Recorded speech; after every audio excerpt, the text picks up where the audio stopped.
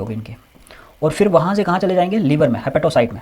Liver के cell को बोलते हैं हेपेटोसाइट, और लीवर से उनकी एंट्री करवा दी जाएगी आपकी मीरोजॉइट स्टेज से आरबीसीज में। अब आधे ही ज़्यादा पॉइजनस, ठीक है। और पॉइजनस के अलावा इसके दूसरे फ़ायदे भी हैं, जैसे दिल के रोगी है कोई तो उसके लिए बहुत ज़्यादा ये यूज़ किया जाता है। ये हमें कहाँ मिलता है, कोलोस्ट्रम में, यानी कि मिल्क में। और ये इंपॉर्टेंट होती है न्यू बॉर्न बेबी के लिए, ताकि उसकी जो मिकोसल लाइनिंग है, यानी कि उसके जो आपके इंटेस्टाइन वाली लाइनिंग है, वहाँ पे बहुत सारे बैक्टीरिया या फिर पैथोजन होंगे। और रिट्रोवायरस जो होते हैं वो रिवर्स ट्रांसक्रिप्टेस का यूज़ करते हैं, क्या करने के लिए, आरएनए से डीएनए। जो है आपका ये फिजियोलॉजिकल वेरियर्स है, टीयर्स भी आपका फिजियोलॉजिकल वेरियर्स है। पॉलीमॉर्फिक न्यूक्लियर ल्यूकोसाइड, ये आपका सेलुलर वो है, क्योंकि इसमें आपके मैक्रोफेजेस, नेट्रोफिलस।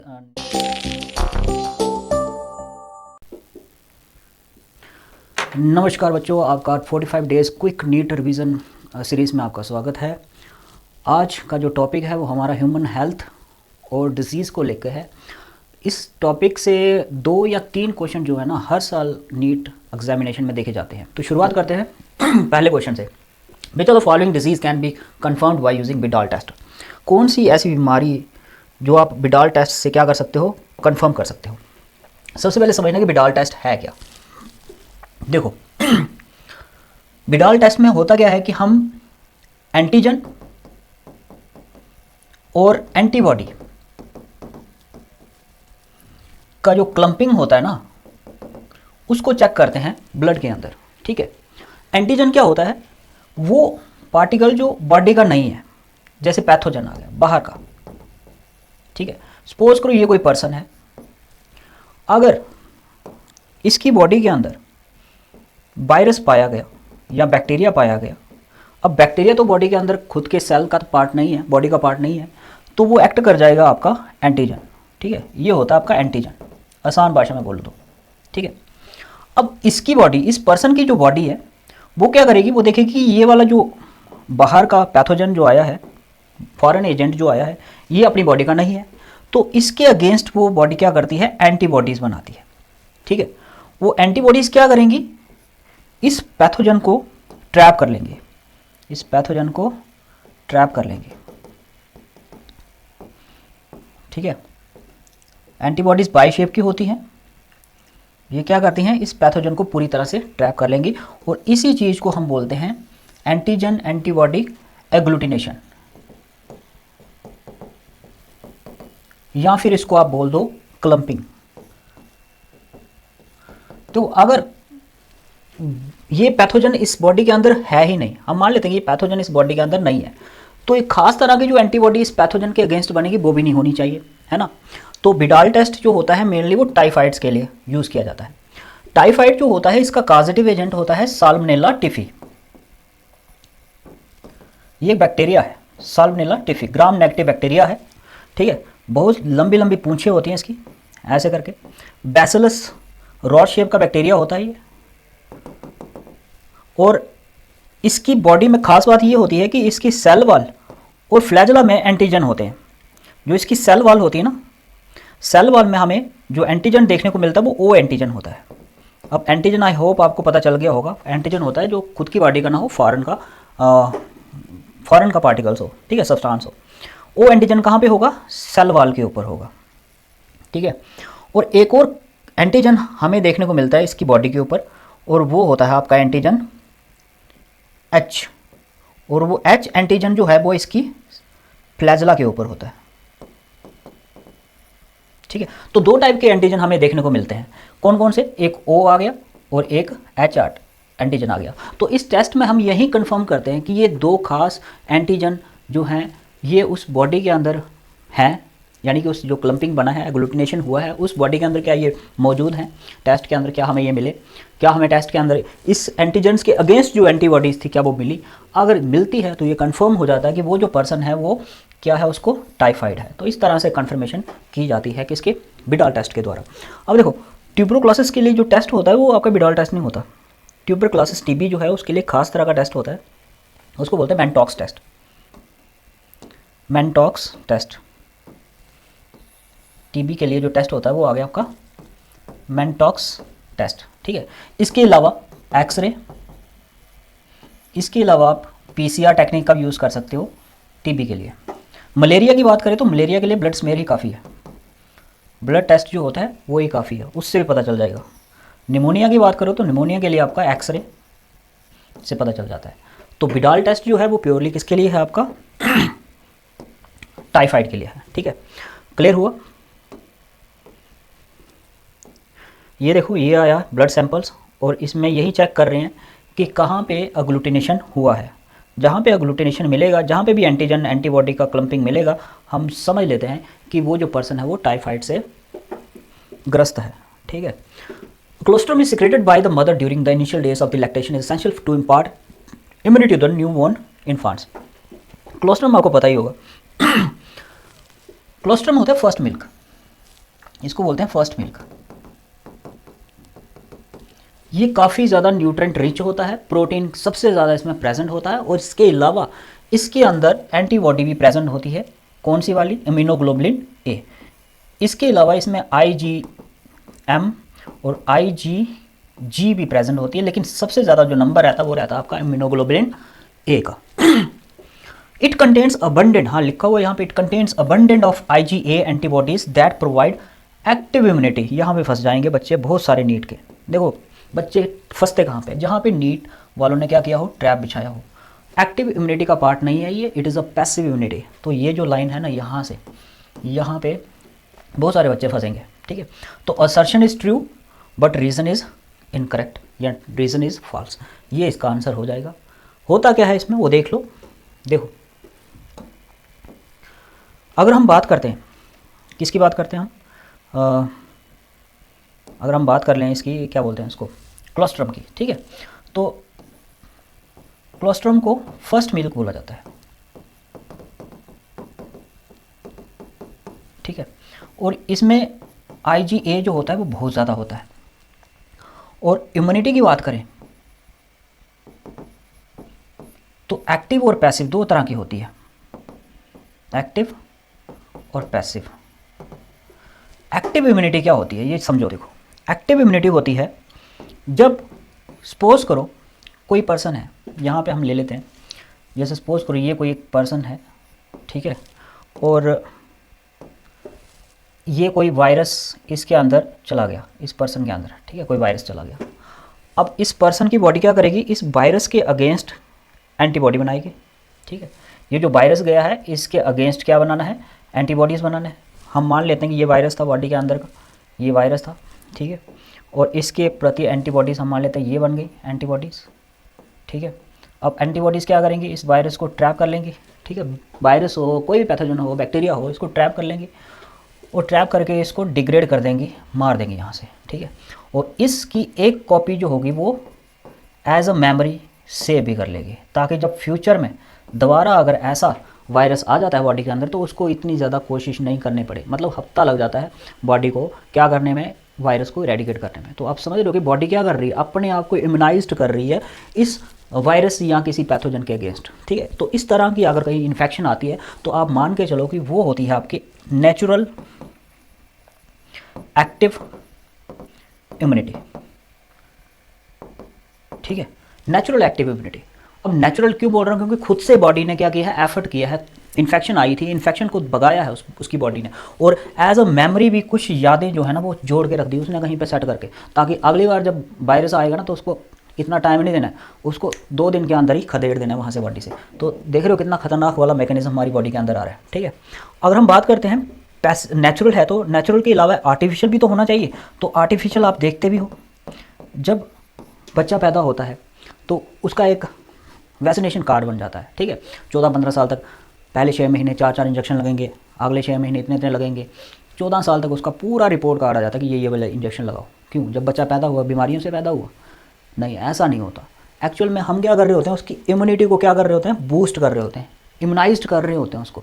जब बच्चा पैदा होता है तो वो काफ़ी ज़्यादा ससेप्टेबल होता है डिजीज़ के लिए, काफ़ी ज़्यादा प्रोन होता है डिजीज़ के लिए। उसका इम्यून सिस्टम आप मान के चलो कि इतना वीक होता है कि IgA जो है वो मदर्स के मिल्क में मौजूद है, ताकि वो उसकी पूरी जो म्यूकोसल लाइनिंग है, गट जो है, उसको क्या कर सके, साफ़ कर सके, बैक्टीरिया को वहाँ से इरेडिकेट कर सके। तो आर्टिफिशियल के लिए हम यूज़ करते हैं वैक्सीन का। तो यहाँ पे वैक्सीनेशन भी बिल्कुल वैसे ही काम कर रहा है जैसे इन्फेक्शन काम करती है। वैक्सीन में होगा क्या, अगर मान के चलो वैक्सीन किसका है, पोलियो का, तो उसमें पोलियो का वायरस होगा, ठीक है। डिप्थेरिया का तो उसमें डिप्थेरिया का होगा, टेटनस का तो टेटनी होगा उसमें। जिसका वैक्सीन होगा उसी चीज़ का ही वो एजेंट उसमें डला होगा। शर्त इतना है कि वो जो एजेंट होगा वो इनएक्टिव फॉर्म में होगा, हाफ किल्ड होगा, ठीक है, हीट किल्ड होगा, पूरी तरह से असर नहीं करेगा, लंगड़ा करके भेज देंगे बॉडी के अंदर। अब बॉडी खुद लड़ेगी, हमारी बॉडी क्या करती है, उसके प्रति एंटीबॉडीज़ बनानी।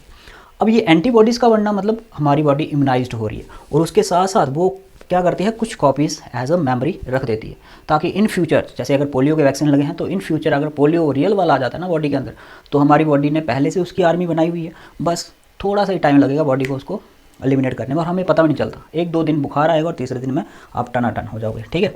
आई बात समझ में, ये होता है आपका एक्टिव इम्यूनिटी, जिसमें क्या होता है, टाइम तो लगता है, लेकिन इसमें आपकी मेमोरी बनती है, ये इंपॉर्टेंस है, मेमोरी बनेगी, ठीक है। मेमोरी का बनना ये एक्टिव इम्यूनिटी बताता है।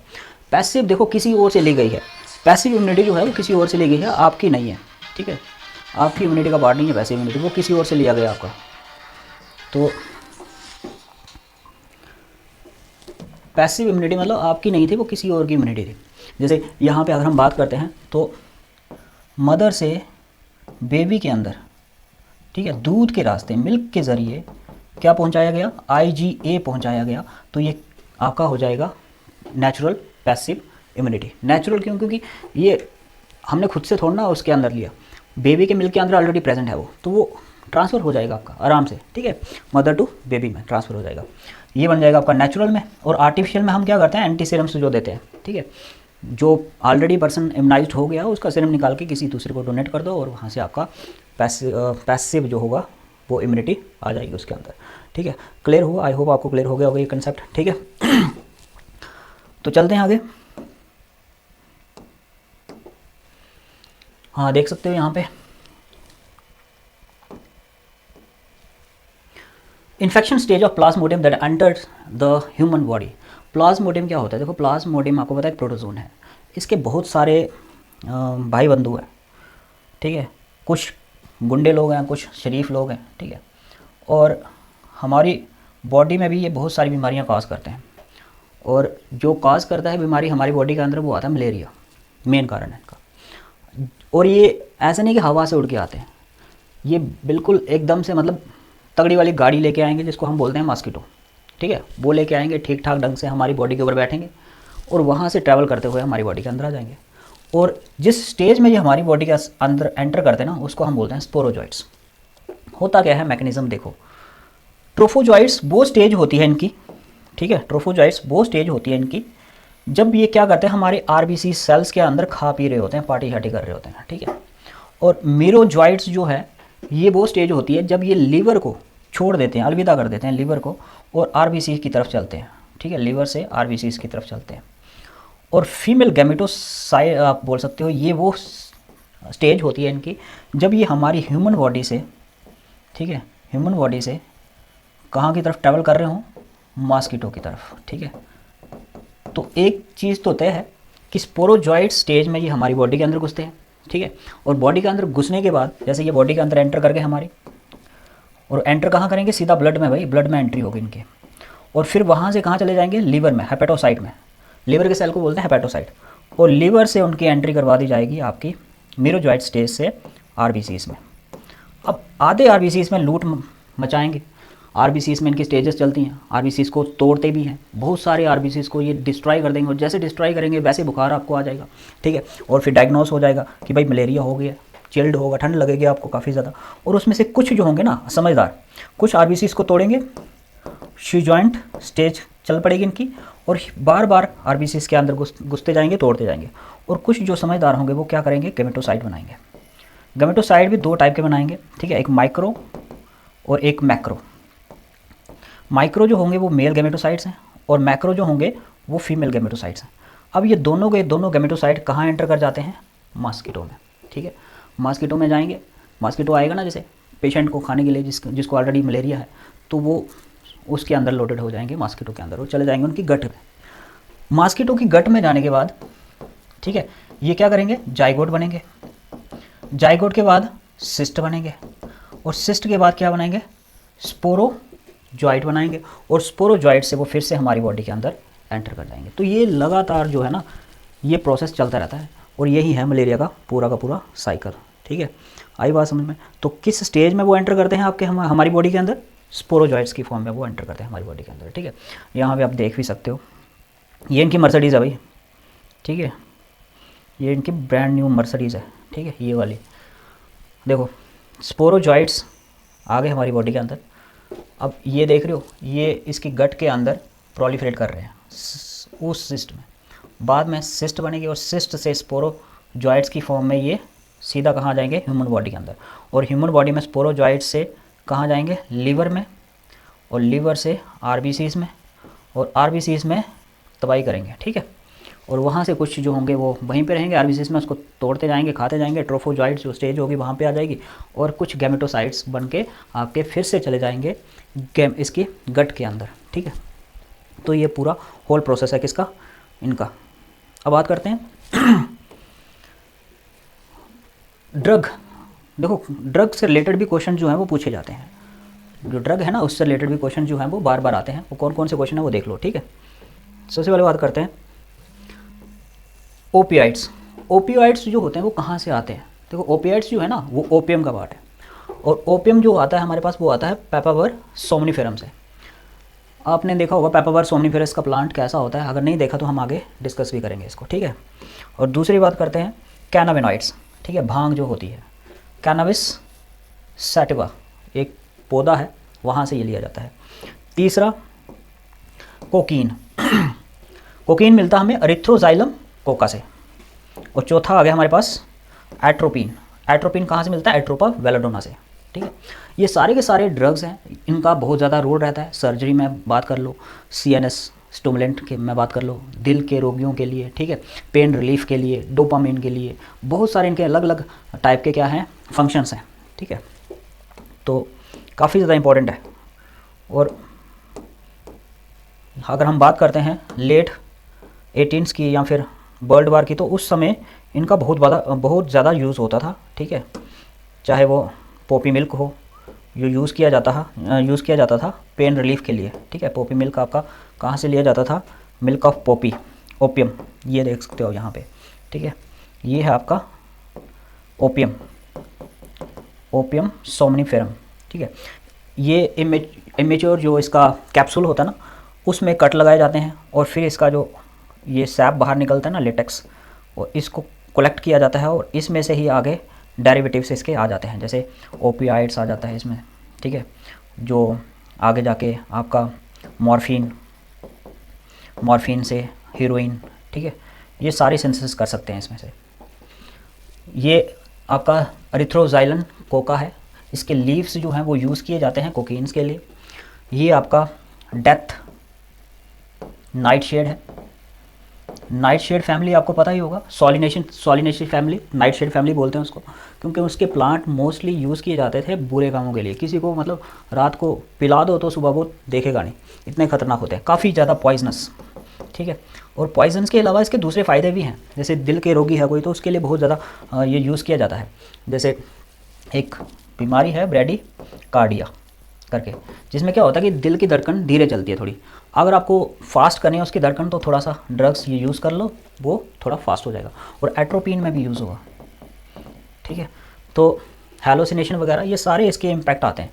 ये आ गया आपका कैनबिस सैटिवम, जिसको आप भांग कहते हैं। ठीक है, मैरिजुआना वगैरह ये सारा इसमें से बनता है आपका।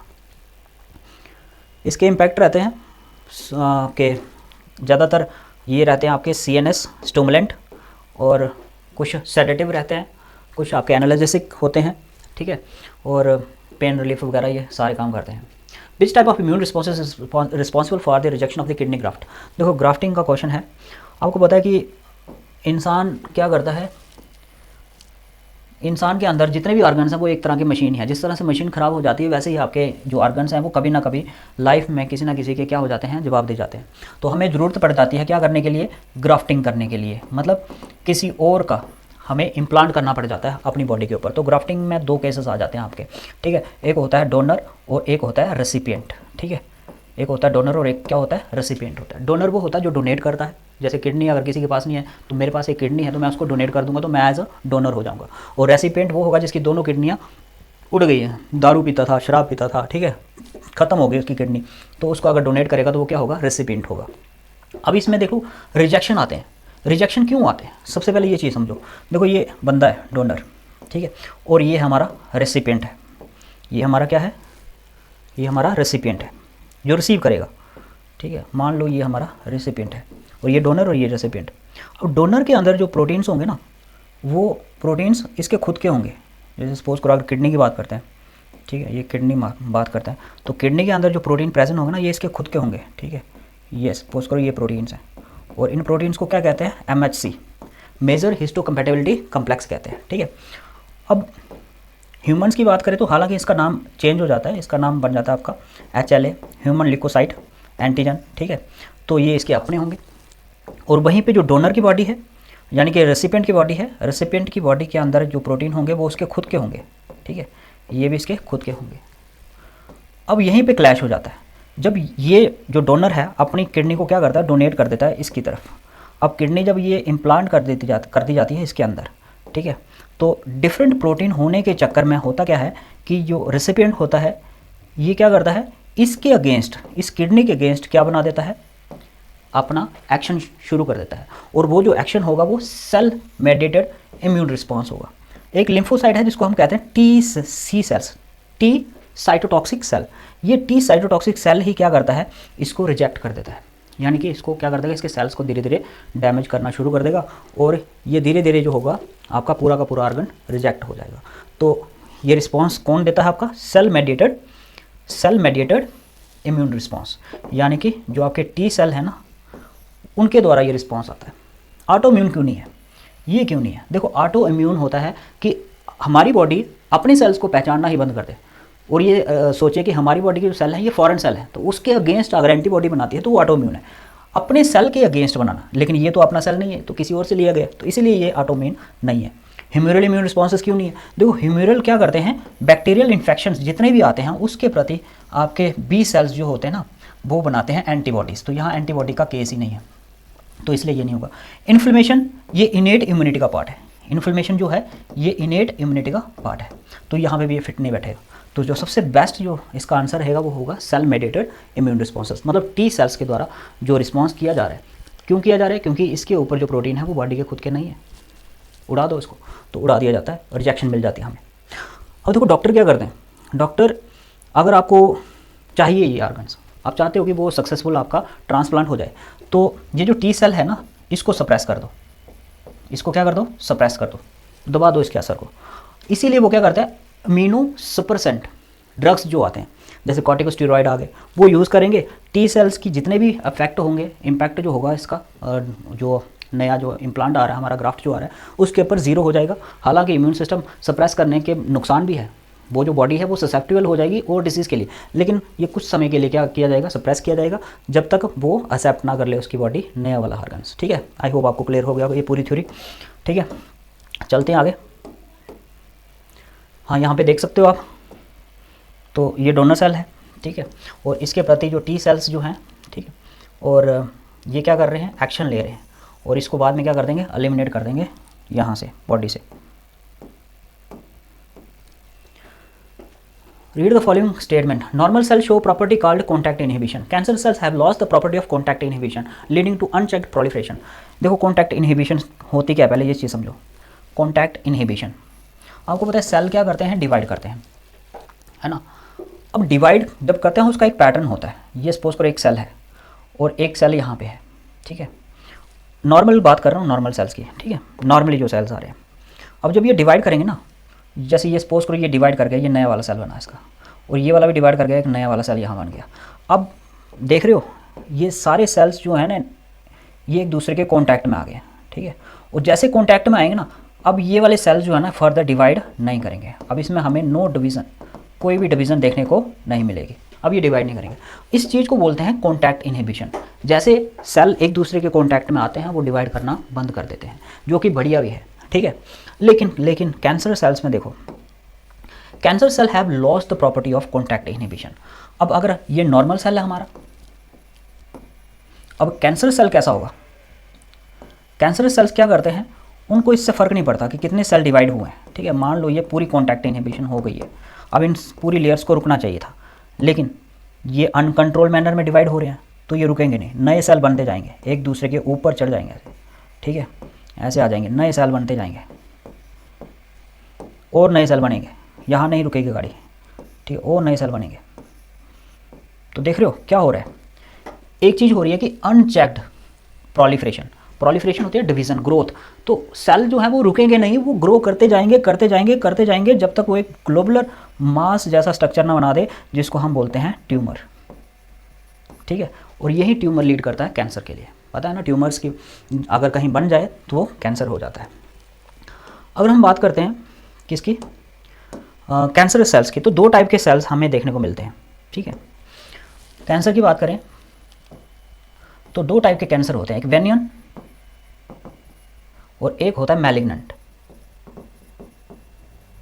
बेनियन को आप नॉन कैंसरस सेल्स भी कहते हैं, क्योंकि ये क्या करते हैं, ये लोकलाइज्ड होते हैं और आप बोल सकते हो नॉन स्प्रेडिंग होते हैं, ठीक है, जैसे कि पॉलिप्स वगैरह, ठीक है। ये किसी अगर ऑर्गन में प्रेजेंट है ना तो वहीं पे रहेंगे और इसीलिए आप बोल सकते हो कि इनसे हमें ज़्यादा खतरा नहीं है, लेकिन ये डिटेक्टेबल होंगे, एक प्रॉपर जब इनका साइज़ बनेगा तो डिटेक्ट हो जाएंगे, लेकिन इससे हमें कोई खतरा नहीं होता। सबसे ज़्यादा प्रॉब्लमेटिक होता है आपका मैलिग्नेंट। अब मैलिग्नेंट क्या करता है, देखो मैलिग्नेंट जो होता है ना आपका, ये सबसे पहले तो कैंसरस होगा, यानी कि इसके अंदर जो डिवीज़न होनी है, प्रोलिफरेशन जो होनी है, वो अनचेक्ड कॉन्टैक्ट इनहिबिशन होनी है, ये रुकेगा नहीं, ठीक है। और इसके अलावा ये ट्यूमर तो बनाता है और ट्यूमर्स के बाद क्या करता है, ये उसकी स्प्रेडिंग भी कर देता है।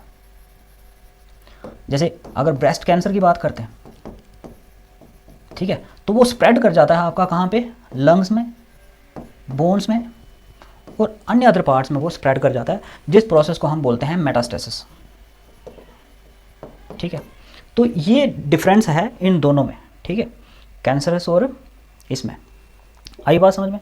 तो यहाँ पे जो आंसर आएगा वो आंसर आएंगे बोथ आर करेक्ट। यहाँ पे देख सकते हो आप, ठीक है।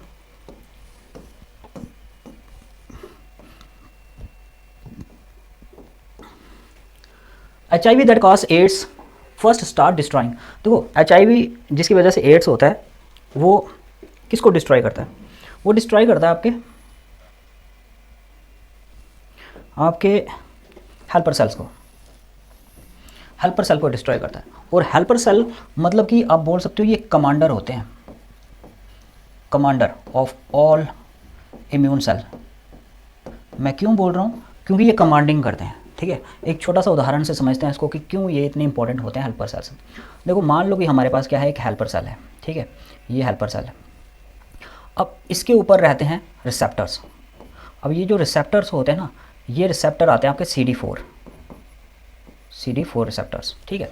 इनका काम होता है बाकी जो सेल्स हैं, जैसे मैक्रोफाजस आ गई, डेंड्रिटिक सेल्स आ गए, ठीक है, जैसे ये मैक्रोफाजस आ गई, ठीक है। मैक्रोफाजस क्या करती है, फेगोसाइटोसिस करती है। कहीं पे भी इनको अगर वायरस पैथोजन कोई भी चीज़ दिख जाती है तो उसको खा लो, निगल लो, पूरा का पूरा खा जाओ, ठीक है। और खाने के बाद क्या कर दो, उसका छोटा सा हिस्सा कहीं पे डिस्प्ले करवा दो। डिस्प्ले क्यों करवाना है, छोटा सा हिस्सा डिस्प्ले करवा दो ताकि ये जो आपका T हेल्पर सेल जो आ रहा है ना, ठीक है, T हेल्पर सेल जो आ रहा है ना, ये उसको देख सके, उसको रिकग्नाइज कर सके। तो यही होता है, सपोज करो इसने एक पैथोजन खाया और वो डिस्प्ले कर दिया अपने सरफेस पे। अब T हेल्पर सेल आएगा और T हेल्पर सेल ने क्या किया, इसके साथ कनेक्शन यानी इंटीग्रेट करवा दिया, और उसके बाद ये क्या करेगा, मैसेज कन्वे करवा देगा, कौन, T हेल्पर सेल, मतलब एम्पलीफाई कर देगा उसके मैसेज को हर जगह पे T हेल्पर सेल। अन्य जितने भी आपके इम्यून सेल है ना, उस मैसेज को रीड करेंगे और इस टाइप का जो पैथोजन है ना उसको एलिमिनेट करने की कोशिश करेंगे, उसको रेडिकेट करने की कोशिश करेंगे। इसीलिए इसको कमांडर भी कह सकते हो ऑल इम्यून सेल्स का, ठीक है। तो एड्स वाला करता क्या है, एड्स डायरेक्टली क्या करता है, ये जो CD4 रिसेप्टर है ना, इसके ऊपर आके बाइंड कर जाता है। अब CD4 रिसेप्टर के ऊपर जैसे बाइंड करेगा एड्स का सेल, और उसके बाद इसके बुरे परिणाम होते हैं, ठीक है। बेचारों का नंबर जो है ना वो काफ़ी कम हो जाता है, बहुत ज़्यादा नंबर कम हो जाता है एड्स वाली सिचुएशन में। तो HIV that cause AIDS first destroy किसको डिस्ट्रॉय करता है, वो T हेल्पर सेल्स को डिस्ट्रॉय करता है। यही इसका राइट आंसर है। B लिम्फोसाइट्स को नहीं करता, ठीक है। B लिम्फोसाइट्स जो होते हैं आपके B सेल, ये मेनली क्या करते हैं, आपके एंटीबॉडीज़ बनाते हैं। जितनी भी एंटीबॉडीज़ हैं वो B लिम्फोसाइट से ही आती हैं, ठीक है। और अगर ल्यूकोसाइट्स की बात करते हैं तो ल्यूकोसाइट्स आपके वाइट ब्लड सेल्स हैं, ठीक है, इनको भी नहीं करता। और थ्रोम्बोसाइट्स जो होते हैं ये ब्लड प्लेटलेट्स होते हैं, ये क्लॉटिंग वगैरह करवाते हैं, तो इसको भी इम्पैक्ट नहीं करता। तो आंसर जो होगा इसका वो होगा टी हेल्पर सेल्स, ठीक है, इसको ही ज़्यादा ये टारगेट करता है और इनका ही नंबर कम करता है हमारी बॉडी में, ठीक है। यहाँ पर इसका आप एक वो देख सकते हो, क्या बोलते हैं इसको, पूरा मैप दे सकते हो कि कैसे ये काम कर रहा है, ठीक है। अगर मैं आपको समझाऊँ, देखो ये जो है ना, ये आपका CD4 रिसेप्टर है और ये है आपका HIV virus, human amino deficiency virus. इसके ऊपर लगे रहते हैं आपके ग्लूकोज के ग्लाइकोप्रोटीन्स 120 करके, ठीक है। अब ये जब जैसे बाइंड करेंगे ना इसके साथ, तो ये क्या करता है, अपनी कन्फर्मेशन जो होती है, इसकी शेप जो होती है वो चेंज हो जाती है, किसकी, वायरस की, ठीक है। जिसकी वजह से ये इसके आने वाले जो छोटे कोर रिसेप्टर्स होंगे ना, उनको भी क्या कर देता है कि चेंज कर देता है, उसका जो नेचर होगा वो भी, उसकी फितरत जो होगी वो भी चेंज करवा देगा। और ये बेचारा क्या करेगा, इसको अलो कर देगा अंदर आने के लिए। और जैसे ये अंदर जाएगा, और आपको पता है ये जो आपका HIV वायरस जो होता है ये रेट्रो वायरस है, ठीक है। रेट्रो वायरस होते क्या है, जो आपका RNA को DNA में कन्वर्ट कर दे, ठीक है, सिंगल स्टैंडर्ड RNA को डबल स्टैंडर्ड DNA में कन्वर्ट कर दें, वो आपके होते हैं रेट्रो वायरस, ठीक है। और इनके पास एक एंजाइम होता है जिसको हम बोलते हैं रिवर्स ट्रांसक्रिप्टेस। रिवर्स ट्रांसक्रिप्टेस, देखो ट्रांसक्रिप्शन तो पता है ना, ट्रांसक्रिप्शन होती है कि DNA से RNA बनाना, और रिवर्स ट्रांसक्रिप्टेस क्या करेगा, RNA से DNA बना देगा। अब यहाँ पे देख रहे हो, ये इसके पास क्या है, RNA, ठीक है। अब ये एंजाइम यूज़ करेंगे और उसके बाद क्या बनेगा, हमारा DNA बनेगा। अब DNA को इंटीग्रेट करवाया जाता है, इसकी इंटीग्रेशन करवाई जाएगी, ये आ गया आपका वायरस का DNA, ठीक है। इंटीग्रेशन होगी यहाँ पे, इंटीग्रेशन के बाद इसके जीन का क्या किया जाता है, एक्सप्रेशन, क्योंकि प्रोटीन भी बनाना है ना, तो ये एक्सप्रेशन करके दोबारा क्या बनाएंगे, RNA बनाएंगे ट्रांसक्रिप्शन करके। और ट्रांसक्रिप्शन के बाद RNA को बाहर ले आएंगे, प्रोटीन सिंथेसाइज करेंगे, कैप्सूल बनाएंगे और कैप्सूल की असेंबली करके उसको बाहर भेज देंगे अन्य टारगेट के लिए, अन्य टी हेल्पर सेल जो है उसको टारगेट करने के लिए। तो इस तरह से जो टी हेल्पर सेल्स का नंबर जो होता है ना हमारी बॉडी में धीरे धीरे कम हो जाता है। अगर हम बात करते हैं 1 क्यूबिक मिलीमीटर के अंदर कितना नंबर होना चाहिए आपके इनका टी हेल्पर सेल्स का, वो रहना चाहिए आपका 500 से 1500 के आसपास, ठीक है। लेकिन जब बात आती है एड्स की तो इनका नंबर पता कितना हो जाता है, 200 के आसपास हो जाता है, इवन इससे भी कम हो जाता है। जिसकी वजह से होता क्या है कि पूरा का पूरा इम्यून सिस्टम कॉम्प्रोमाइज़, पूरा का पूरा बॉडी जो होती है वो क्या हो जाती है, वीकली इम्यूनाइज्ड हो जाती है, जिसकी वजह से वो अपॉर्चुनिस्टिक बीमारियां जो हैं, जो इस फिराक में रहते हैं कि इंसान कब कमज़ोर हो जाए तो हम लगें, जैसे टीबी हो गया, जैसे फंगल डिसीज़ हो गई, वो उसको क्या कर जाती हैं, पकड़ लेती हैं उस बंदे को, जिसकी बाद उसकी क्या हो जाती है, दुखद मृत्यु हो जाती है। तो एड्स की वजह से बंदा नहीं मरता, बंदा मरता है उसके बाद जो बीमारियां उसको लगती हैं वो मारती हैं उसको, ठीक है। बात करते हैं हम virus infected cells secrete protein called interferons which protect non infected cells from the further viral infection, this is an example of. देखो एक और प्यारा क्वेश्चन आया कि क्या होता है, यहाँ पे इस कंसेप्ट को समझो मज़े से, ठीक है। क्या होता है, देखो ये एक सेल है, ठीक है, ये एक सेल है, इस सेल के अंदर, ठीक है, ये एक सेल है, इस सेल के अंदर मान लेते हैं कि ये कोई वायरस आ गया, ठीक है, ये वायरस आ गया इसके सेल के अंदर, इस सेल के अंदर वायरस आ गया। हम बोल सकते हैं कि सेल जो था इम्यून सेल ही होगा, मे बी वो न्यूट्रोफिल्स हो, मैक्रोफाइजस हो, कोई भी हो सकता है, डेंड्रिटिक सेल हो सकता है। यहाँ पे जैसे वायरस आएगा, अब इस सेल को पता है कि मैं तो गया, ख़त्म, मेरा किस्सा ख़त्म। तो इसके अंदर क्या होते हैं, साइटोकाइंस होते हैं, ठीक है, साइटोकाइंस होते हैं, यानी प्रोटीनिशियस प्रोटीन जैसे होते हैं साइटोकाइंस। और ये कोशिश करता है कि ये साइटोकाइंस जो है ना, ये कहाँ चले जाएं, बाहर चले जाएं, बॉडी से बाहर रिलीज़ करवा देता है ये पूरे साइटोकाइंस को बॉडी से बाहर। अब ये साइटोकाइन जो है ये बॉडी के बाहर फेंक देगा। अब इससे इसके बाद क्या होगा, ये इंटरफेरॉन्स हैं, INF इंटरफेरॉन्स हैं। अब ये जो आजू बाजू के सेल होंगे ना इसके, वो सेल क्या कर रहे होंगे, रिसेप्टर होंगे उनके पास भी। अब जैसे वो इंटरफेरॉन्स उन रिसेप्टर्स पे बाइंड करेगा ना, तो सेल्स को पता चल जाता है कि ये वाला सेल मर गया, अब हमारा नंबर है, तो हमें कुछ ना कुछ करना पड़ेगा। हमारे अंदर जो DNA आया है जिसके लिए हम काम कर रहे हैं, वो हमारा DNA नहीं है, वो किसी बैक्टीरिया का DNA है। क्योंकि एक तो वायरस होगा नहीं, बहुत सारे इलाकों में वायरस आते हैं, तो एक सेल तो कॉम्प्रोमाइज़ होगा नहीं, बहुत सारे सेल्स आपके कॉम्प्रोमाइज़ हो जाते हैं। तो एक सेल जैसे मरने जाएगा ना, तो वो क्या करता है कि मैसेज रिलीज़ कर देता है आउटसाइड में कि भाई खतरे की घंटी है, अब क्या करो, खुद को मार दो। तो यहाँ तो वो सेल जो सिंथेसाइज कर रहे होंगे, जो अपना ट्रांसक्रिप्शन वगैरह जो एक्सप्रेशन उसका दे रहे होंगे, या तो वो उसको क्या कर देंगे, रोक देंगे, या तो वो सेल ही क्या हो जाएंगे, डिस्ट्रक्ट हो जाएंगे, जिसको हम एपोप्टोसिस कहते हैं, वो हो जाएंगे, या फिर वो आगे जाके मैसेज कन्वे कर देंगे कि बाकी वाले भी ऐसा ही करें। तो ये होते हैं आपके इंटरफेरॉन्स जो साइटोकाइन वैरियर्स हैं, ठीक है। तो इसका जो सही आंसर है वो है साइटोकाइन वैरियर्स। फिजिकल वैरियर्स नहीं है, क्योंकि फिजिकल वैरियर्स में आपके स्किन वगैरह आती हैं, ठीक है। ये फिजिकल वैरियर में आपके क्या आते हैं, स्किन वगैरह। फिजियोलॉजिकल बैरियर में नहीं है, क्योंकि फिजियोलॉजिकल बैरियर्स में आपके एसिड वगैरह आ जाते हैं, लाइसोजाइम, HCl हो गया, लाइसोजाइम हो गया, जो आपके टीयर्स में या फिर इसमें प्रेजेंट होता है सलाइवा में। सेलुलर बैरियर्स में नहीं है। सेलुलर में आपके सेल जितने भी हैं आपके, जैसे न्यूट्रोफिल सेल्स, माइक्रोफाइजस वगैरह, डेंड्रिटिक सेल्स, ये आ जाते हैं। ये है आपके साइटोकाइंस, क्योंकि प्रोटीन नेचर के हैं और प्रोटीन इंटरफेरॉन्स जो होते हैं वो साइटोकाइन बैरियर्स शो करवाते हैं आपके, ठीक है। आई बात समझ में, क्लियर हुआ इतना सा? तो यहाँ पे आप देख सकते हो पूरी की पूरी कहानी जो मैंने अभी आपको बताई, ठीक है। यहाँ पे पूरा क्लेरिफाई हो जाएगा आपको। देखो ये सेल है, जो सेल काफ़ी ज़्यादा कॉम्प्रोमाइज़ हो गया है, क्योंकि इसके अंदर वायरस आ गया है। अब जब ये मरने वाला है, इसको लगता है कि मैं अभी ख़त्म होने वाला हूँ, तो ये क्या करेगा, इंटरफेरॉन्स को रिलीज़ करवा देगा आउटसाइड। अब इसके जो नेबरिंग सेल्स हैं वो क्या हो जाएंगे, वो चौकन्ने हो जाएंगे। यहाँ पे देख सकते हो, जैसे ये मैसेज इस नेबरिंग सेल के पास पहुँचा, तो सिग्नल जो था नेबरिंग सेल्स को वो मिल गया, ठीक है। Signal neighbouring cell to put up barriers, या तो अपनी सुरक्षा कर लो, ठीक है, काफ़ी ज़्यादा डिफेंस सिस्टम जो है वो लगा लो। Signal infected cell to die, ऐसा सिग्नल मिल जाता है कि सेल क्या कर जाए, खुद को ही डिस्ट्रॉय कर जाए, जिसको हम बोलते हैं एपोप्टोसिस, ठीक है, सेल्फ डिस्ट्रक्शन हो जाए। या फिर तीसरा ऐसा है कि रिक्रूटमेंट कर लो और अपने आजू बाजू जो है ना वो इम्यून सेल्स को रिक्रूट कर दो, ताकि आपका जैसे वायरस आएगा या उसको हम क्या कर सकें, डिफेंस जो है उसका कर सकें, उसको खदेड़ सकें बॉडी से बाहर, ठीक है। तो ये है इंटरफेरॉन्स की कहानी। बहुत प्यारा सा टॉपिक है इंटरफेरॉन्स।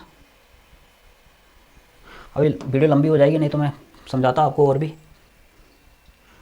माल्ट परसेंटेज, माल्ट क्या होता है, मिकोसल एसोसिएटेड लिम्फॉइड टिश्यू, ठीक है। माल्ट क्या होता है, mucosal associated lymphoid tissue, mucosal associated lymphoid tissue, ठीक है।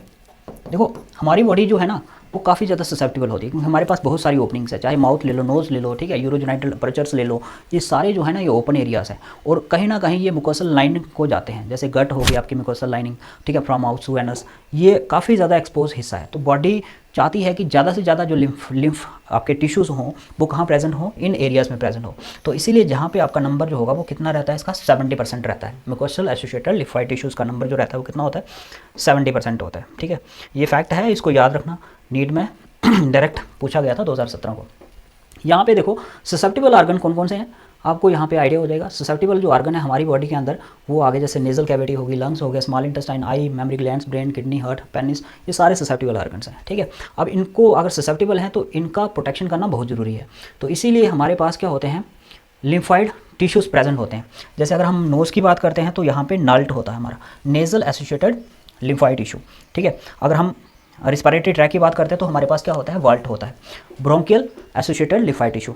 अगर हम इंटेस्टाइन की बात करते हैं तो हमारे पास क्या होता है, गट एसोसिएटेड लिम्फॉइड टिश्यू। तो इस तरह से हमारे पास बहुत सारे लिम्फॉइड टिश्यूज़ होते हैं जो क्या करते हैं, जो पैथोजन इस रूट से जो आने की कोशिश करते हैं उनको मार भगाते हैं, ठीक है। नेक्स्ट क्वेश्चन देखते हैं।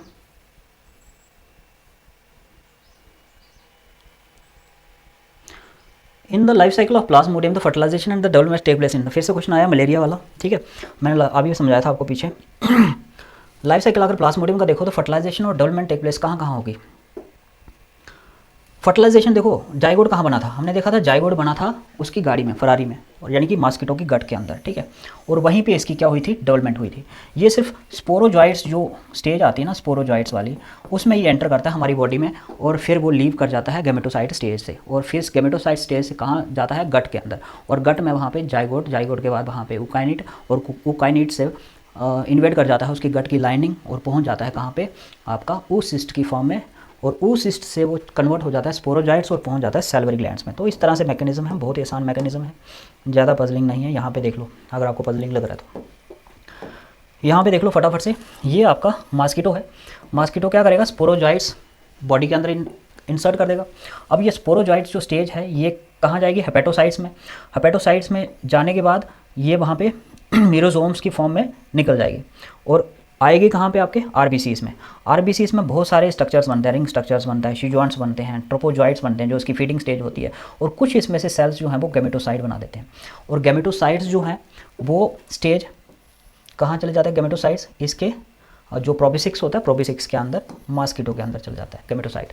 अब गैमेटोसाइट स्टेज जैसे जाएगी तो कहाँ जाएगी, गट में, क्योंकि ये डायरेक्टली गट में जाएगा, और गट में जाके जाइगोट बनता है, जाइगोट के बाद ओकाइनिट बनता है, उसके बाद ऊसिस्ट बनते हैं, और ऊसिस्ट रप्चर करेगा इसकी लाइनिंग, जो गट की लाइनिंग होगी उसके अंदर, और स्पोरोजाइट बनेंगे, और स्पोरोजाइट्स कहाँ पे आएंगे, सैलिवरी ग्लैंड्स में, और सैलिवरी ग्लैंड्स में वेट करेंगे एक नए शिकार का। और जैसे वो मॉस्किटो एक फर्दर जो आपका हेल्दी पर्सन होगा वहाँ पे जाएगा तो वहाँ से प्रोबिसिक्स से फिर से आ जाएंगे स्पोरोजाइट की फॉर्म में बॉडी के अंदर। तो इस तरह से चलता है। ये जो होस्ट होता है ये आपका होस्ट रहता है, आपका इंटरमीडिएट होस्ट होता है, ठीक है, इंटरमीडिएट वाला, नॉन डेफिनेटिव बोल सकते हो उसको, इंटरमीडिएट। और ये जो होता है ये आपका डेफिनेट होस्ट होता है, ठीक है। ये इसको चाहिए क्योंकि यहीं पे आपका क्या हो रहा है, फर्टिलाइजेशन हो रहा है, ठीक है।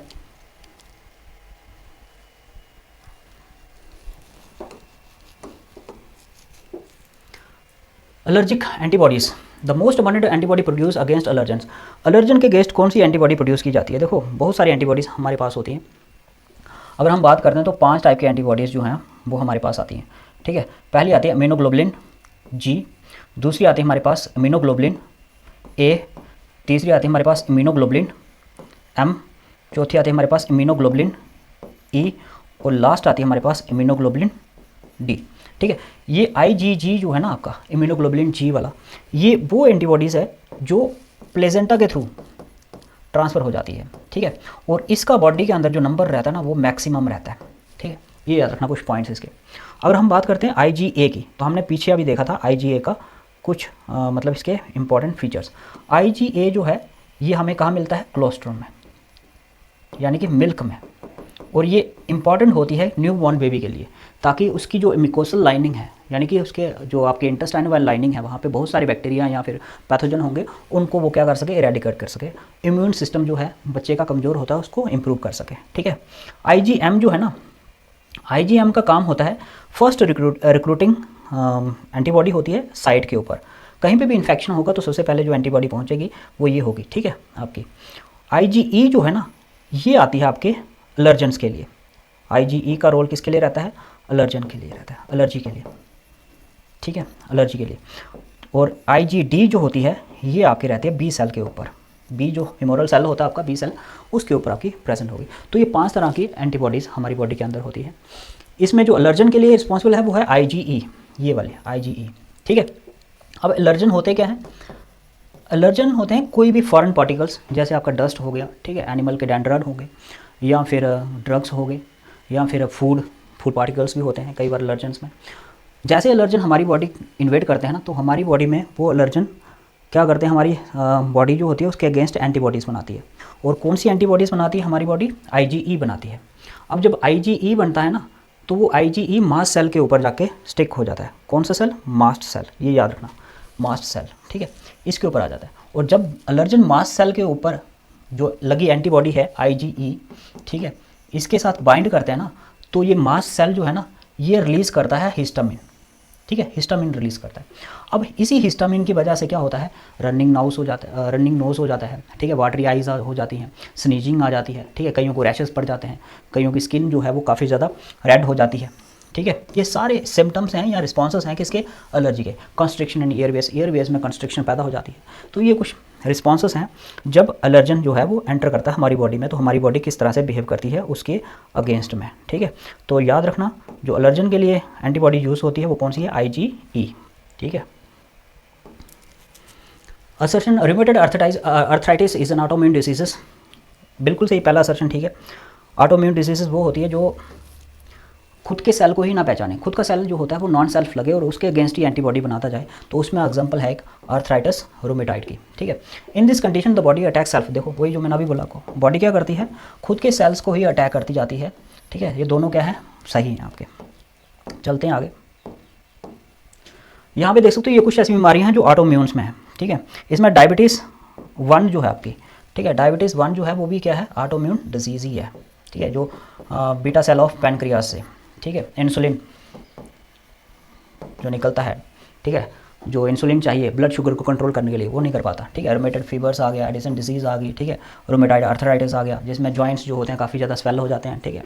तो ये सारी की सारी बीमारियाँ हैं, इनमें से कोई बीमारी पूछी जा सकती है, तो नोट कर लेना सब बीमारियों को कि कौन सी बीमारी आपकी ऑटोमेन्स में आती है।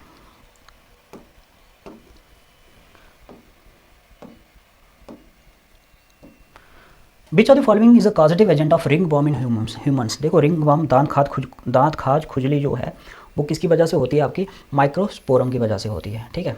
ये डर्मेटोफाइटस होता है, ठीक है। और यही कारण है किसका, इसका रिंग बॉम का। और रिंग बॉम से ये मत सोचना कि वो एक बॉम है, बॉम नहीं होता वो, ठीक है। ये एक फंगल डिजीज़ है, फंगस है। और फंगस क्या करती है, माइसिलियम और हाइफी बनाती है, माइसिलियम और हाइफी बनाती है। हाइफी क्या है, एक छोटा सा यूनिट है, और माइसिलियम क्या है, एक नेटवर्क है हाइफीस का। इसीलिए ये इतनी आसानी से नहीं जाता, चाहे आप जितना मर्जी फोरडर्म लगाओ क्वाड्रडर्म लगाओ, ये इतनी आसानी से नहीं जाएगा, ठीक है। तो यहाँ पे आप देख सकते हो जो इसका स्ट्रक्चर होता है, यानी इसका जो शेप होता है वो कैसा होता है, राउंड होता है, यानी कि रिंग शेप का होता है, इसलिए इसको रिंग बॉम कहते हैं। ये बॉम नहीं है, ये एक फंगस है, फंगस, ठीक है, याद रखना। और ये फीड क्या करता है, जो हमारी स्किन में कैरेटिन होता है ना, नेल हो गए, स्किन हो गई, ठीक है, या फिर आपके हेयर हो गए, इसके अंदर जो कैरेटिन प्रोटीन होता है वो उसी के ऊपर फीड करता है आपका डर्मेटोफाइटस। अगर हम बात करते हैं नेक्स्ट क्वेश्चन की, तो क्या है, match the vector with the disease in transmit. आपको क्या करना है, ये वेक्टर है हमारा फीमेल एनाफिलस, ये कॉज क्या करती है, मलेरिया कॉज करती है, पहली चीज़, ठीक है। दूसरा आ गया फीमेल एडिस, एडिस क्या कॉज करता है, डेंगू, ठीक है, ये कॉज करता है। तीसरा आ गया क्यूलेक्स, क्यूलेक्स ये जो गाड़ियाँ हैं ना मर्सिडीज़, ये खतरनाक है भाई, ये सालाना 10 लाख से ज़्यादा जो है ना मौतों का कारण बनती हैं ये, जितने ये मच्छर हैं ये, ठीक है। फिलेरिसिस कॉज करता है आपका क्यूलेक्स, तो इनसे बच के रहो।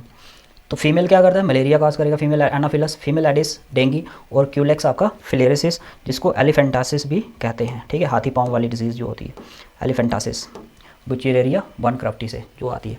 ये सारे वेक्टर्स देखो, ये वेक्टर्स जो है ना, वेक्टर तबाही हैं ये। इसमें एडिस डेंगू काज करने वाला, क्यूलेक्स बुचरेरिया वैनक्राफ्टी से एलिफेंटासिस काज करने वाला, और एनाफिलस जो आपका मलेरिया काज करता है। ये वेक्टर्स हैं, वेक्टर्स वो होते हैं जो डिजीज़ को कैरी करते हैं एक जगह से दूसरी जगह, ठीक है। ये आपके सिम्बलस और कायरोप्स जो हैं, ये मक्खियाँ हैं, ये भी काज करते हैं डिजीज़, लेकिन इनके बारे में रहने दो आप।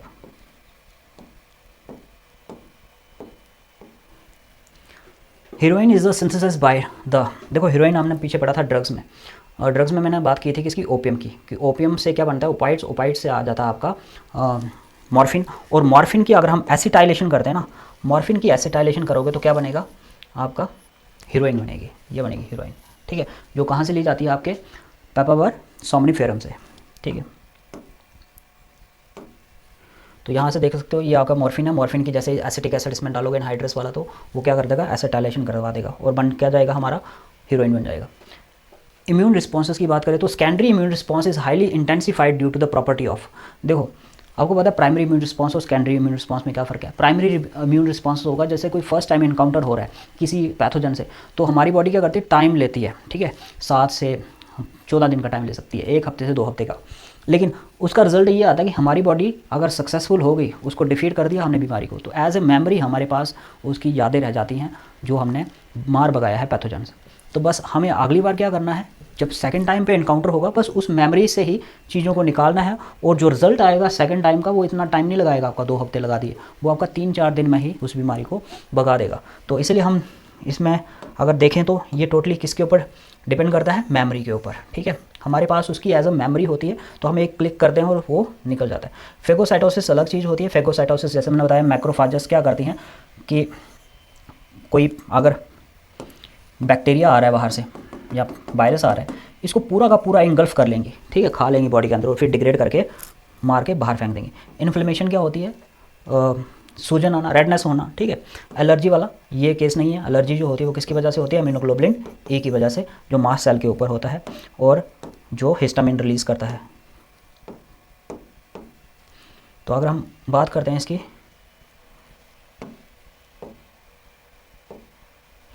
तो यह यहाँ पे आप देख सकते हो, इससे आपको काफ़ी मतलब क्लियर हो जाएगा सिचुएशन का। अगर आप इसको ध्यान से देखो ना, ये वाला देखो, ये आया फर्स्ट रिस्पॉन्स, प्राइमरी रिस्पॉन्स, तो देखो 7 से आपके 28 दिन लगे इसको रिस्पांस को लेते हुए, और 14 दिन तो है ही मिनिमम। और जब सेकंड रिस्पांस की बारी आती है ना, तो देखो कितनी एस्केलेट हो गया, एकदम से हाई चला गया ग्राफ, ठीक है। तो हम बोल सकते हैं कि ये जो ग्राफ इतना हाई गया है और इतना क्विक रिस्पांस आया, ये क्यों आया है? क्योंकि अब उसको मेमोरी से ही सारी चीज़ें करनी हैं, क्योंकि वो ऑलरेडी इस एंटीबॉडीज़ जो ए हैं वो बना चुका था। तो अगली बार जब एंटीबॉडीज़ जो आएगा ए बनाने के लिए, तो वो बनाएगा नहीं इतना एफर्ट, वो एकदम से ही मेमोरीज से उन एंटीबॉडीज़ को रिलीज़ करवा देगा, और जो हमारा पैथोजन होगा वो वहाँ से भगा दिया जाएगा, बॉडी से इरेडिकेट कर दिया जाएगा, ठीक है।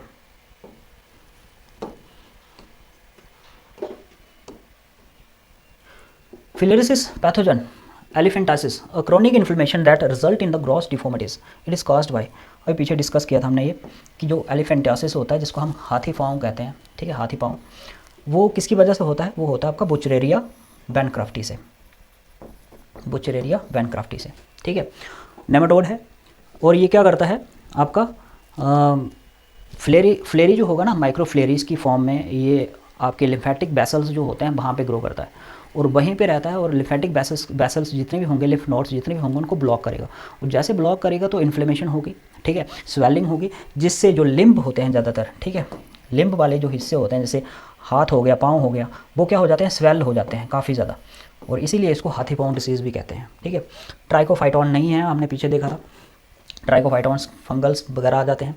अस्केरिस नहीं है, अस्केरिस नहीं होता है, एंटोमीबा भी नहीं है, ये बुचरेरिया होगा बैनक्राफ्टी। यहाँ पे आप इसका साइकिल देख सकते हो, ठीक है।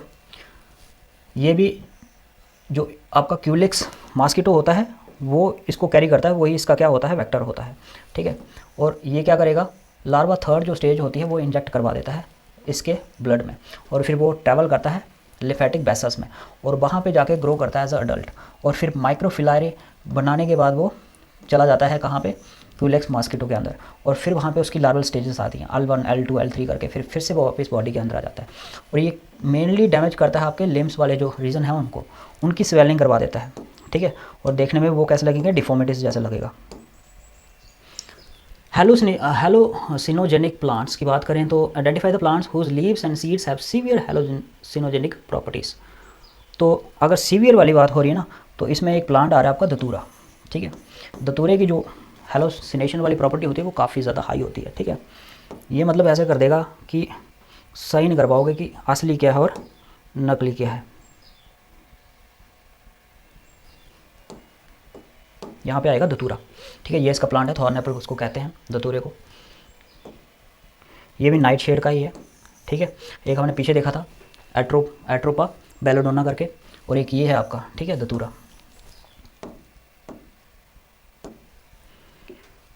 पियर्स पैचेस, और विच of the following is a primary lymphoid organs, इनमें से कौन सा प्राइमरी लिम्फाइड ऑर्गन्स है? देखो लिम्फाइड ऑर्गन्स जो होते हैं ना, वो दो टाइप के होते हैं आपके पास। इसमें पहले देख लेते हैं। स्प्लीन तो नहीं है, स्प्लीन आपका नहीं है, ठीक है, स्प्लीन आपका लिम्फाइड ऑर्गन्स नहीं है, ना ही पियर पैचेस है, ये भी नहीं है, ये भी नहीं है, बोन्स मैरो का है, लिम्फ नोड्स भी नहीं है, ठीक है। तो आपके जो लिम्फाइड ऑर्गन्स होते हैं वो आपके प्राइमरी और सेकेंडरी में आ जाते हैं। लिम्फाइड ऑर्गन्स दो तरह के आ जाते हैं, ठीक है। जो प्राइमरी लिम्फाइड ऑर्गन्स होते हैं आपके, वो आपके आते हैं बोन मैरो और थाइमस, ठीक है।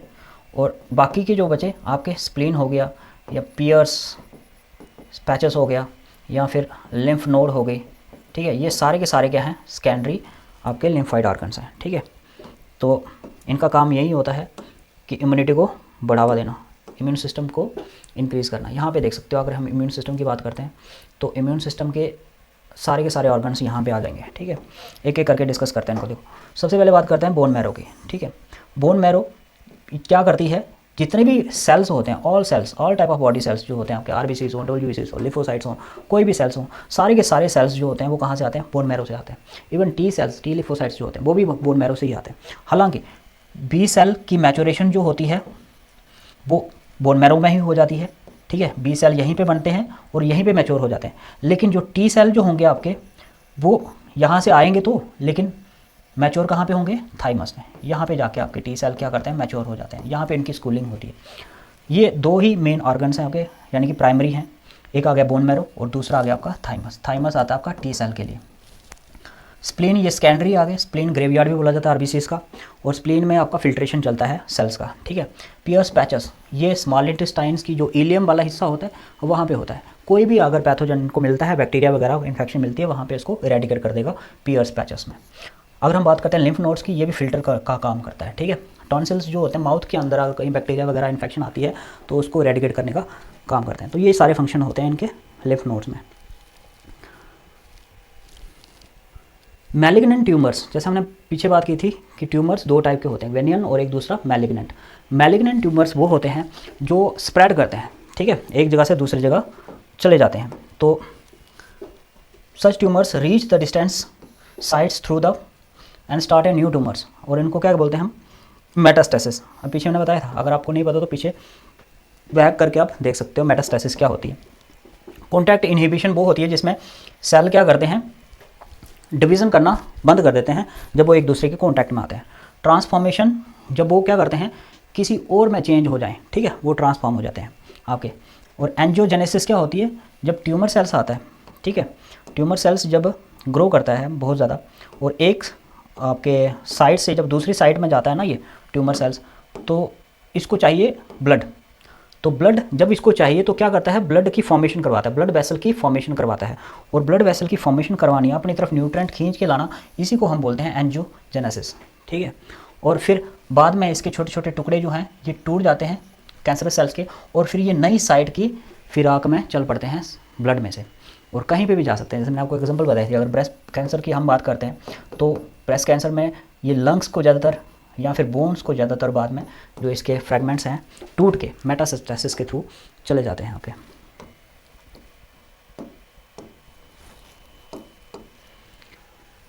क्लोस्ट्रम एंटीबॉडीज़, अभी मैंने बताया था क्लोस्ट्रम जो होता है फर्स्ट मिल्क कहते हैं, और इसमें जो एंटीबॉडी प्रेजेंट होती है वो कौन सी एंटीबॉडी होती है आपकी, IgA प्रेजेंट होती है। IgD जो होती है बी सेल्स के ऊपर होती है। IgM जो होती है पेंटावेलेंट होती है ये, और ये आपकी फर्स्ट रिक्रूटिंग होती है, कहीं पे इन्फेक्शन आती है फर्स्ट पे आती है। और सबसे ज़्यादा जो बॉडी के अंदर इम्यूनोग्लोबुलिन होता है वो कौन सा होता है, IG वाला, ठीक है। ये आप देख सकते हो यहाँ पे। Which of the following symptom are characteristics of amoebic dysentery.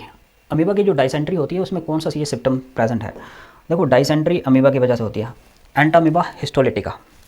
Constipation बिल्कुल ये सिम्टम होता है। Stool with excess of mucus and blood clots ये भी है। High sustain fever, abdominal pain, D भी है। देखो ये वाला जो है ना, ये वाला केस नहीं है, फीवर वाला केस नहीं है। बाकी जितनी भी आपकी जो गट वाली प्रॉब्लम्स हैं वो सारी की सारी यहाँ फेस करनी पड़ती है अमीबा डायसेंट्री में। तो इसमें जो ऑप्शन आएगा वो कौन सा है, A, B and D, ठीक है। सही आंसर जो है इसका A, B and D। यहाँ पे देख सकते हो आप। इन्फेक्शन ऑफ एस्कैरिस, ठीक है, यूजली अकर्स बाय एस्कैरिस, फिर से नेमाटोड आ गया। CC फ्लाई नहीं है, CC फ्लाई जो होता है ये ट्राइपेंजोमा, स्लीपिंग सिकनेस जो होती है बीमारी, ठीक है, उसको कॉज करता है ट्राइपेंजोमासिस। मॉस्किटो बाइट से आपको पता है 3 बीमारियां आती हैं, अभी हमने पीछे डिस्कस की थी, ठीक है। मलेरिया आ जाती है, ठीक है, डेंगू आ जाता है, या फिर आपकी फ्लेरेसिस आ जाती है, ठीक है। ड्रिंकिंग वाटर कंटामिनेटेड विद, हाँ यही है, drinking water contaminated egg of Ascaris. अगर कहीं पे कंटामिनेटेड एग्स एस्कैरिस के हमने पी लिए हैं ना तो उसकी वजह से हो जाता है। तो ये वाला नीचे नहीं है, ये वाला जो होगा परफेक्टली कुक्ड पॉक खाने से आपका टेनिया सोलियम जो है वो हमारी आंतों में आ जाता है, ठीक है, लेकिन ये नहीं आता। एस्कैरिस आएगा आपका contaminated eggs of the Ascaris की वजह से, ठीक है, ठीक है। ये तो इसका साइकिल रहा पूरा का पूरा, ये साइकिल आप देख सकते हो। यहाँ से ये एग होता है, ये थोड़ा डेवलप होता है, डेवलप होने के बाद एम्ब्रियोनेटेड जब एग आता है, अगर ये इंजेस्ट हो जाए हमारी बॉडी के अंदर तो ये चला जाता है हमारे इंटेस्टाइन्स में, और वहाँ पे एस्कैरिस अडल्ट होते हैं, और फिर से वो एग जो है वो रिलीज़ करते हैं फिक्कस में। और ये फिक्कल मैटर अगर कंटामिनेटेड फिक्कल मैटर पानी में चला जाए या फिर किसी वजह से हमारे अंदर इंजेस्ट हो जाए, किस स्टेज से, एम्ब्रियोनेटेड एग्स की स्टेज से, तो हमें वो डिजीज़ काज कर देता है। बात करते हैं किसकी, after entering the macrophages the RNA genome HIV replicates to form viral infection with the help of enzyme. कौन सा एंजाइम आता है, देखो मैंने बताया था अभी आपको कि HIV जो होता है एक रिट्रोवायरस है, और रिट्रोवायरस जो होते हैं वो रिवर्स ट्रांसक्रिप्टेस का यूज़ करते हैं, क्या करने के लिए, RNA से DNA बनाने के लिए। तो कौन सा आएगा इसमें, रिवर्स ट्रांसक्रिप्टेस आएगा। हाँ, यहाँ पे पूरा आप साइकिल देख सकते हो, ठीक है। ये मैं लास्ट अभी करवाया था, फटाफट से देख लो। देखो ये आता है आपका HIV वायरस, रेट्रो वायरस है। ये अपने साथ क्या लेके आता है, मशीनरीज भी लेके आता है। ये छोटी छोटी मशीनरी देख रहे हो, ये इंजाइम्स हैं इसके, ठीक है। और ये जो रेड रेड कलर का देख रहे हो, ये क्या है, इसका RNA है। और जैसे इंसर्ट करेगा तो मशीनरी अलग हो जाएगी, प्रोटीन अलग हो जाएंगे, इंटीग्रेटेड वाले हिस्से अलग हो जाएंगे। तो रिवर्स ट्रांसक्रिप्टेज क्या करेगा, ट्रांसक्रिप्शन करवाएगा इसकी, ठीक है। उल्टी ट्रांसक्रिप्शन मतलब RNA से DNA बनाएगा, और DNA के बाद इंटीग्रेस जो होगा वो इसकी इंटीग्रेशन करवा देगा जीनोम के अंदर, और फिर वहाँ से क्या निकलवाएगा, mRNA निकलवाएगा, और वायरल RNA जो है वो बाहर आ जाएगा, और इसकी असेंबली की जाएगी, और असेंबली से ये बाहर आ जाएगा। बिल्कुल सिंपल सा आसान सा तरीका है इसका। अपना काम करो, ठीक है, अपना काम बनता, बाहर में जाए जनता। ये सिंपल सा लॉजिक है इसका। Vaccine types in higher vertebrates the immune system can distinguish self cell and non self cell. It is the property due to genetic abnormality and it ex self cells then its leads to. क्या बता रहे हैं, ठीक है। कहता है higher vertebrates में क्या होता है कि इम्यून सिस्टम ये फ़र्क नहीं कर पाता कि कौन सा अपना सेल है और कौन सा अपना नहीं है, ठीक है। और ये प्रॉपर्टी उसकी क्या हो जाती है, खो जाती है। जब ये खो जाती है तो ये क्या हो जाता है, ऑटोइम्यून डिसीजेस कर देता है, जिसमें आपने रूमेटॉइड आर्थराइटिस, ठीक है, टाइप 1 डायबिटीज़ और ये बहुत सारी बीमारियां जो पीछे टेबल था उसमें देख सकते हो, इतनी सारी बीमारियों का कारण बनता है, ठीक है। ये देखो फिर से आगे, sustain higher fever 39 degree Celsius तो 40 degree Celsius, weakness, stomach pain, constipation, headache and loss of appetite are some common symptoms of. ये किसके सिम्टम्स हैं, देखो ये सारे के सारे सिम्टम्स जो है ना, निमोनिया के तो नहीं है, मलेरिया के तो नहीं है, स्कैरिस के नहीं है, ये सारे के सारे सिम्टम्स जो हैं ये टाइफाइड को लीड कर रहे हैं, ठीक है।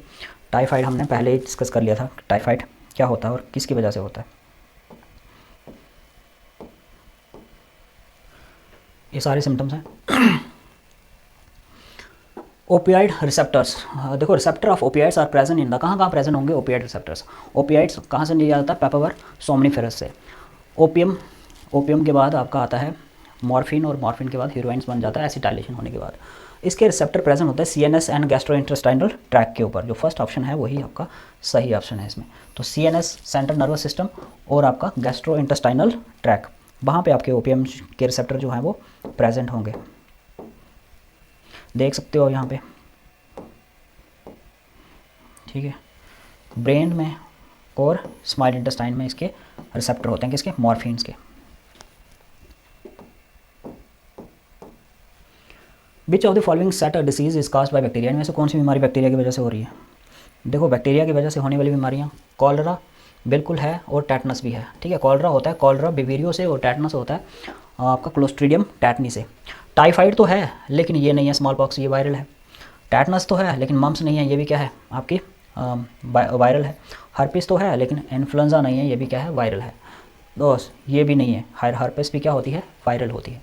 तो DPT, डिप्थेरिया, प्रोटोसिस और टेटनस, ठीक है। कॉलरा, TB और ये सारी की सारी, टाइफाइड इवन, हाँ ये सारी की सारी बैक्टीरियल है। और वहीं पे अगर हम बात करते हैं, चिकन पॉक्स हो गया, स्मॉल पॉक्स हो गया, मम्स हो गया, इन्फ्लुएंजा हो गया, ठीक है, रूबेला हो गया, ठीक है, ये सारे के सारे आपके वायरल डिसीज़ है। यहाँ पे देख सकते हो,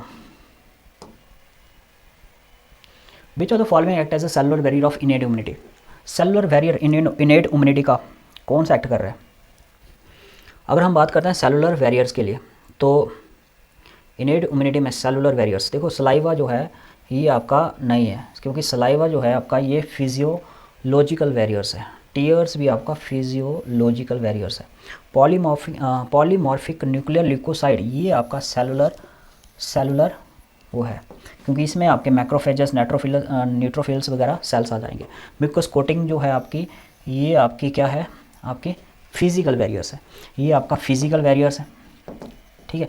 ये दोनों फिजियोलॉजिकल बैरियर्स हैं, ठीक है, फिजियोलॉजिकल बैरियर्स। और ये आपका सेल वाला बैरियर्स है, क्योंकि यही आपका मैक्रोफेजस या फिर न्यूट्रोफिल सेल्स या फिर डेंड्रिटिक सेल्स जो हैं वो एक्ट करेंगे यहाँ पे। तो यहाँ पे देख सकते हो न्यूट्रोफिल सेल्स आ गए, फेगोसाइटोसिस करवा देते हैं, जो भी एजेंट बाहर से आएगा उनको खा जाएंगे भाई, कच्चा खा जाएंगे। आपको थैंकफुल होना चाहिए कि हमारी बॉडी के अंदर इतने खूबसूरत से फिनोमेना चल रहे हैं, ठीक है। The most serious and potentially fatal form of malaria and malignant malaria is caused by, देखो अगर आप मैलिग्नेंट मलेरिया की बात करते हो ना, जो काफ़ी फेटल हो, तो आपका प्लाज्मोडियम फाल्किपेरम जो है ना, ये बहुत ख़तरनाक चीज़ है। ये क्या करता है, बाकी मलेरिया में जो सिनेरियो चलता था वो सेम ही चलेगा। और सबसे खतरनाक सिचुएशन कहाँ पे आती है, जब मलेरिया का जो मीरोजॉइड्स जो होते हैं आपके, ठीक है, वो एंटर कर जाते हैं आरबीसीज के अंदर, और शिजोइंट्स की फॉर्म में वो क्या करते हैं, ट्रोफोजाइट्स और शिजोइंट्स की फॉर्म में वो तोड़ फोड़ करते हैं आरबीसीज की। तो कई लाखों में अगर कई हज़ारों में सेल्स आपके टूटेंगे तो उससे होगा क्या, सडन चिल्ड होगा, फीवर आ जाएगा। और कई कबार ये क्या कर देते हैं, जो आपके कैपिलरीज होती हैं ब्लड वेसल्स की, वहाँ पे जाके ब्लॉकेज का कारण भी बनते हैं। अगर वहाँ पे काफ़ी ज़्यादा मीरोजॉइट्स ब्लॉक कर देंगे उस कैपिलरीज को तो वो बर्स्ट भी हो सकती है, इवन हैमरेज हो सकता है। इसीलिए ये वाले जो है ना, ये मैलिग्नेंट होते हैं, ये कहीं पे भी ट्रैवल कर जाते हैं उस हिस्से से छोड़ के, ब्रेन में चले गए, ब्रेन ट्यूमर कर गए, ठीक है, वहाँ पे हैमरेज कर गए, तो ये वाला जो है वो फेटल होते हैं काफ़ी ज़्यादा। ये देख सकते हो, ठीक है। अगर आपको ये कंटेंट थोड़ा सा अच्छा लग रहा है और अगर आप चाहते हो कि ये सीरीज़ आपकी 45 डेज़ तक कंटिन्यू चलती रहे तो प्लीज़ सपोर्ट करिए, ठीक है। आप हमारी ऐप को डाउनलोड कर सकते हो। कहाँ से डाउनलोड कर सकते हो, आप सीधा गूगल पे जाओ, वहाँ पे सर्च करो एसटी क्लासेस, वहाँ पे आपको ये मिल जाएगी, ठीक है। उस ऐप में आपको कॉम्पिटिटिव सेक्शन मिलेगा और कॉम्पिटिटिव सेक्शन में आपको नीट का मिल जाएगा, और नीट में आपको फिजिक्स, केमिस्ट्री और बायोलॉजी के सारे नोट्स, मॉक टेस्ट वगैरह सब कुछ मिलेंगे फ्री ऑफ कॉस्ट में। और अगर आप इस चैप्टर की यानी कि इस लेक्चर की अगर पीडीएफ चाहते तो टेलीग्राम में ज्वाइन कर लीजिए, @ST क्लासेस करके सर्च करोगे यूज़र नेम में, तो जो चैनल फर्स्ट आएगा वही आपका हमारा चैनल होगा, उसको आप वहाँ से ले भी सकते हो पीडीएफ, ठीक है। और जाते जाते ये आपके लिए टास्क दे देते हैं। ये आपका जो है, ये है आपका H2L2, ये आपका है H2L2, ठीक है, ये है H2L2, ठीक है। तो इसको करो और इसका जो राइट आंसर होगा वो कमेंट सेक्शन में लिख दो। टॉप 5 जो होंगे बच्चे जिनका आंसर सही होगा मैं उनको पिन कर दूंगा, ठीक है। आज के लिए बस इतना ही, अगले मिलते हैं डे 4 के लिए, नया टॉपिक्स लेके आएंगे जिसकी वेटेज बहुत ही ज़्यादा होगी आपके नीट के लिए, ठीक है। तब तक के लिए goodbye, have a nice day.